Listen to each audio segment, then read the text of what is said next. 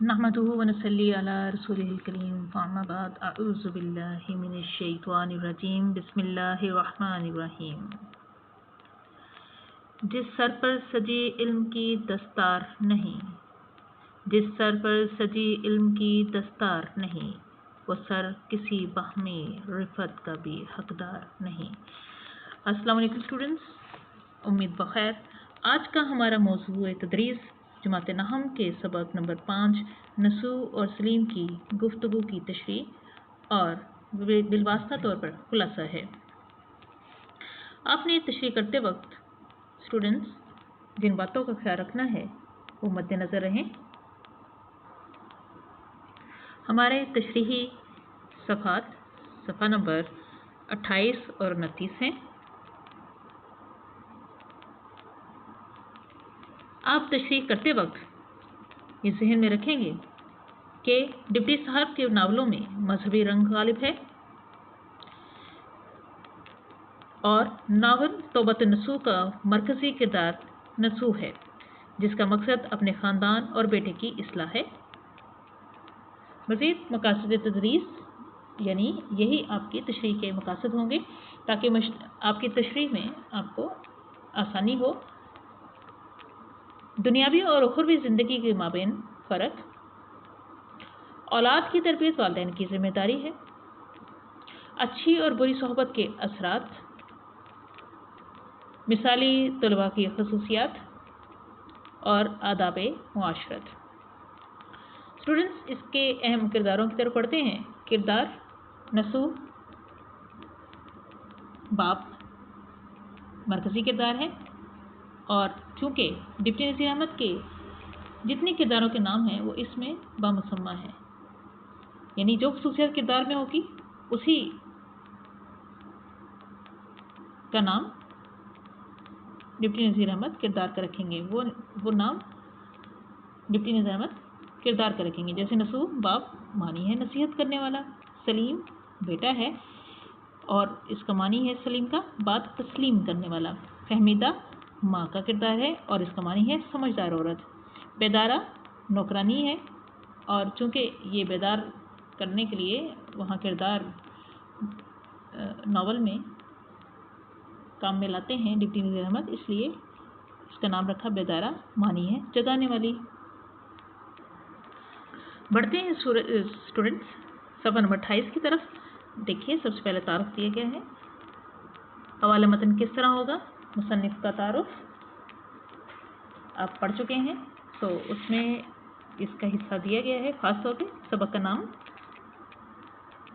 का नाम जी बिल्कुल तौबत नसू के हवाले से नसू और सलीम की गुफ्तगू।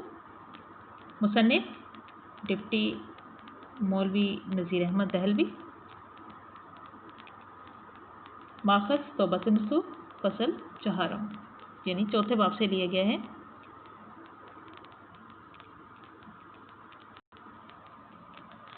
स्टूडेंट दिल्ली में जो हिंदुस्तान का दारुल हुकूमत है उसमें एक साल हैज़े की सख्त वबा आई। हैज़े के बारे में हमने लिखा है, बताया गया है। हैज़ा जिसमें कै और मतलिकाना और साथ पेट का ख़राब होना, ये ऐसी बीमारी है। एक ऐसी ये बीमारी आई कि जबकि ये मुतअद्दी बीमारी फैलने वाली बीमारी फैली, जिसमें नसू जो इस नावल का मरकज़ी किरदार है वो भी दिगर अफराद की तरह हैज़े में मुब्तला हो गया और वो समझा कि अब मौत करीब है और इस कैफियत में उसको मायूसी का सामना हुआ। वो नाउम्मीद हो गया, ज़िंदगी से नाउम्मीद हो गया और इस हालत में उसे आखिरत की फ़िक्र हुई। डॉक्टर ने उसे नींदावर अद्वियात दे रखी थी, सो वो इसके नतीजे में सो गया। ख्वाब में उसे मरने के बाद आकिबत यानी आखिरत के दिल दहला देने वाले मनाज़र उसने देखे, जो उसके दिल में डर और खौफ को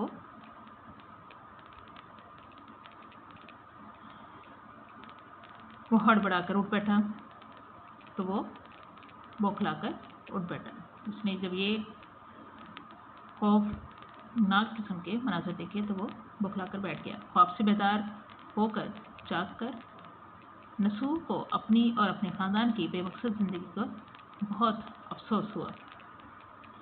उसने गुज़िश्ता ज़िंदगी की तराफी का अज़ाले का अपने आप से वादा किया और इस मकसद में अपनी बीवी यानी फहमीदा को शामिल करने के लिए अपना मददगार बना लिया। चूँकि शौहर और बीवी गाड़ी के तो पहिए हैं, इसलिए सबसे पहला मददगार और बेहतरीन मददगार उसे अपनी बीवी ही नज़र आई। इसी सिलसिले में एक रोज़ उसने अपने बेटे सलीम को बालाखाने यानी कि ऊपर वाली मंजिल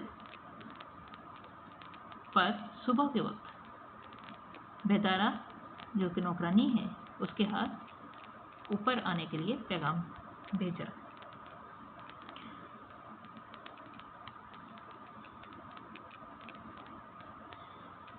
आगे देखिए, ये तारुफ के बाद मज़ीद आगे सबक की तरफ बढ़ते हैं जो आपकी किताब का दरसी किताब का हिस्सा है। आज तो मियाँ बीवी में कौल और करार हुआ। आज यानी कि आज के दिन तो मौजूदा वक्त में तो मियाँ बीवी में शौहर और बेगम के दरमियान में ये बात तय पा गई कि अगले ही दिन छोटा बेटा सलीम अभी सोकर नहीं उठा था, अभी बेदार ही नहीं हुआ था कि बेदारा ने आकर उसे बेदार किया, जगाया, नींद से जगाया कि साहिबजादे आपको बालाखाने पर आपके वालिद का बुलावा आया है।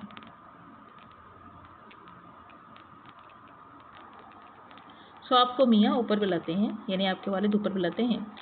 सलीम की उम्र उस वक्त यहाँ 10 बरस के करीब तरीन बताई गई है, 10 साल के करीब तरीन, कोई ख़ास बड़ी उम्र का बच्चा नहीं था।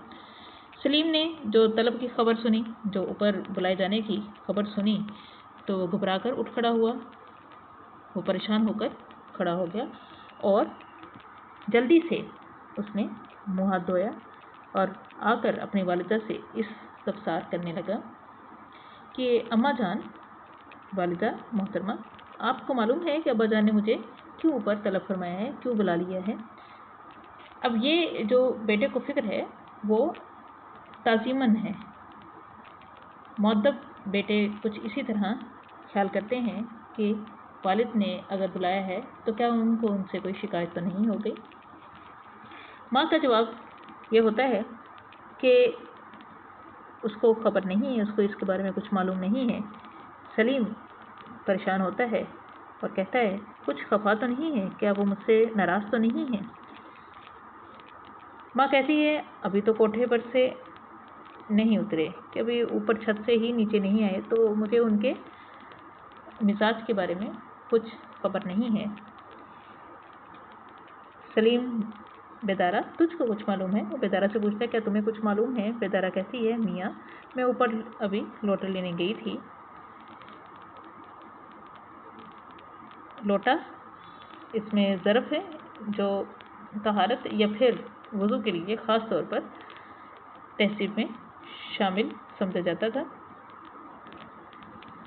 मियाँ अकेले बैठे हुए किताब पढ़ रहे थे। आपके वालिद मोहतरम किताब पढ़ रहे थे, अकेले थे, मुताला कर रहे थे। मैं आने लगी तो मियाँ ने आपका नाम लिया और कहा कि उनको भेज दीजिए।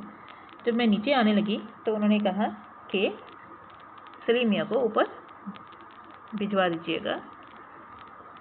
सलीम, सूरत से कुछ गुस्सा तो नहीं मालूम होता था। फिर सलीम आगे कहता है कि वालिद साहब के मुँह से, सूरत हाल से तो गुस्सा या नाराज़ी तो नहीं महसूस होती थी। वो अंदाज़ा लगाया तुमने। सफ़ा नंबर 29 पर चलते हैं स्टूडेंट्स। बेदारा कहती, नहीं तो जी नहीं, ऐसा तो कुछ नहीं था। सलीम, तो अम्मा जान, ज़रा तुम भी मेरे साथ चलो। तो अम्मी, वालिदा मोहतरमा, बेहतर है कि आप भी मेरे साथ चलें। والدہ میری گود میں لڑکی سوتی ہے، چھوٹی سی بچی ہے جو ابھی گود میں سوئی ہوئی ہے، تم اتنا کیوں ڈرتے ہو؟ جاؤ، جاتے کیوں نہیں؟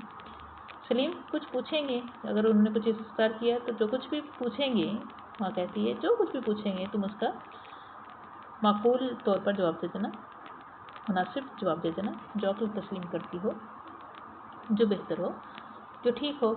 غرض سلیم ڈرتا ڈرتا اوپر گیا اور سلام کر کے الگ جا کھڑا ہوا۔ سلیم ڈرتا ڈرتا اوپر چلا گیا، مؤدب ہو کر ایک طرف جا کر کھڑا ہو گیا۔ باپ نے پیار سے بلا کر پاس بٹھایا اور پوچھا، کیوں صاحب آج مدرسے نہیں گئے؟ کیوں بیٹے آج تم مدرسے درس میں نہیں گئے، پڑھنے نہیں گئے؟ بیٹا جی بس جاتا ہوں، ابھی کوئی گھنٹے بھر کی دیر ہے، یعنی کہ اس کہتا ہے کہ کوئی ابھی گھنٹہ بھر رہتا ہے، ایک گھنٹے کے بعد میں نے جانے کا وقت ہونا ہے، سو چلا جاؤں گا۔ باپ کہتے ہیں تم اپنے بھائی جان کے ساتھ مدرسے جاتے ہو یا الگ؟ بیٹا کہتا ہے کبھی کبھار بھائی جان کے ساتھ چلا جاتا ہوں ورنہ اکیلا چلا جاتا ہوں، کہ کبھی میں اکیلا چلا جاتا ہوں، کبھی یہ بھی ہوتا ہے کہ میں اپنے بھائی کے ساتھ جاتا ہوں۔ باپ کیوں؟ اس کی کیا وجہ ہے؟ اگلے مہینے امتحان ہونے والا ہے۔ بیٹا کہتا ہے، سلیم کہتا ہے کہ اگلے مہینے امتحان ہونے والے ہیں، آزمائش ہونے والی ہے، سو چھوٹے بھائی جان اسی لیے تیاری کرنے جاتے ہیں اور صبح سویرے ہی اٹھ کر اپنے کسی ہم جماعت جو ان کے درس میں شامل ہوتا ہے اس کے پاس چلے جاتے ہیں اور وہاں جا کر ان کے ساتھ تیاری کرتے ہیں، اور وہیں پر ان کو پھر دیر ہو جاتی ہے تو پھر وہ گھر بھی نہیں آتے۔ میں جاتا ہوں تو ان کے پھر مدرسے میں ہی پاتا ہوں، وہ سیدھا مدرسے چلے جاتے ہیں اور درس میں شامل ہوئے ہوتے ہیں، اس لیے میں کبھی ان کے ساتھ جاتا ہوں، کبھی اکیلا ہی چلا جاتا ہوں۔ باپ کیا اپنے گھر میں جگہ نہیں ہے کہ دوسروں کے ہاں جاتے ہو؟ باپ پھر پوچھتا ہے کہ بھئی اپنے گھر جگہ نہیں ہے کہ دوسروں کے ہاں جا کر تیاری کرتے ہیں؟ سلیم کہتا ہے جگہ تو ہے، مگر وہ کہتے تھے کہ یہاں بڑے بھائی جان کے پاس ہر وقت گنجفا اور شطرنج ہوا کرتا ہے۔ گنجفا تاش سے متعلقہ کھیل ہے، شطرنج ایک امیرانہ کھیل ہے، اسٹوڈنٹ بتایا گیا۔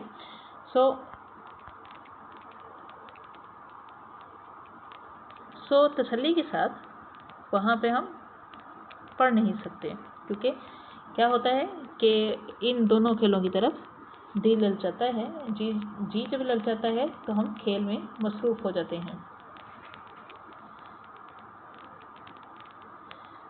باپ تم بھی شطرنج کھیلی جانتے ہو؟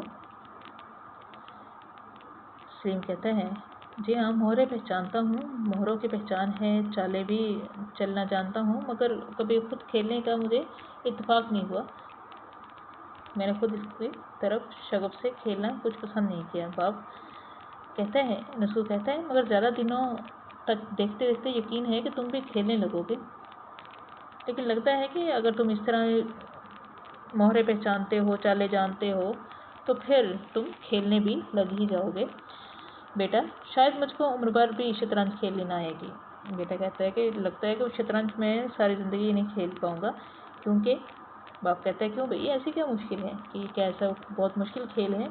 بیٹا کہتا ہے مشکل ہو یا نہ ہو لیکن شطرنج میں میرا جی نہیں لگتا، مجھے وہ شطرنج یہ کھیل پسند نہیں ہے، اس لیے مجھے نہیں لگتا کہ میں ساری عمر کبھی شطرنج کھیل پاؤں گا یا کھیلنا مجھے آئے گی، کیونکہ بڑے کہتے ہیں جہاں چاہ وہاں راہ۔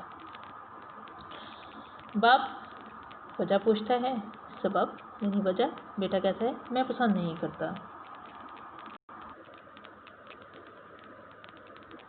اسٹوڈنٹس ان دو صفحات سے متعلقہ جو تشریح میں آپ حوالہ جات استعمال کر سکتے ہیں، اشعار، وہ پہلے پیراگراف جہاں نسو بیماری میں مبتلا ہوتا ہے، کیونکہ بیماری بھی انسان اللہ تعالیٰ کی طرف سے آزمائش ہوتی ہے، اس کے لیے آپ شعر لکھ سکتے ہیں۔ میری افتادگی بھی میرے حق میں اس کی رحمت تھی کہ گرتے گرتے بھی میں نے لیا دامن ہے تھام اس کا۔ دوسرا حوالہ اہل و عیال کی تربیت کے حوالے سے، جس کی فکر نسو کو ہوتی ہے تو آپ یہ حوالہ لکھ سکتے ہیں، سورۃ تحریم کے حوالے سے ہے۔ اے ایمان والو اپنے آپ کو اور اپنے اہل و عیال کو جہنم کی آگ سے بچاؤ۔ اور دوسری حدیث میں ہے کہ والدین اولاد کو جو سب سے اچھی چیز دیتے ہیں وہ اچھی تربیت ہے، اور دنیا آخرت کی کھیتی ہے۔ دنیا فانی ہے، دنیا اور آخرت کے مابین جو فرق ہے اس کے لیے آپ لکھ سکتے ہیں الدنیا مزرعۃ الآخرہ، دنیا آخرت کی کھیتی ہے۔ اور اولاد کی تربیت کے حوالے سے آپ لکھ سکتے ہیں حضرت سلیمان علیہ السلام کی اپنی اولاد کو تربیت و نصیحت جو قرآن پاک میں خاص طور پہ موجود ہے۔ وہ اپنے اولاد کو تربیت کرتے ہیں اور کہتے ہیں کہ میرے بعد کسی اور کی عبادت نہ کرنا۔ اور مزید آپ لکھ سکتے ہیں یہ ہمسر نہ کسی ہمنشیں سے نکلے گا، یہ ہمسر نہ کسی ہمنشیں سے نکلے گا، ہمارے پاؤں کا کانٹا ہم ہی سے نکلے گا۔ مزید شامل کر سکتے ہیں میری مانو چلو مجدار میں موجوں سے ٹکرائیں، وگرنہ دیکھنا ساحل پہ سارے ڈوب جائیں گے۔ وما علینا الا البلاغ المبین۔ والسلام۔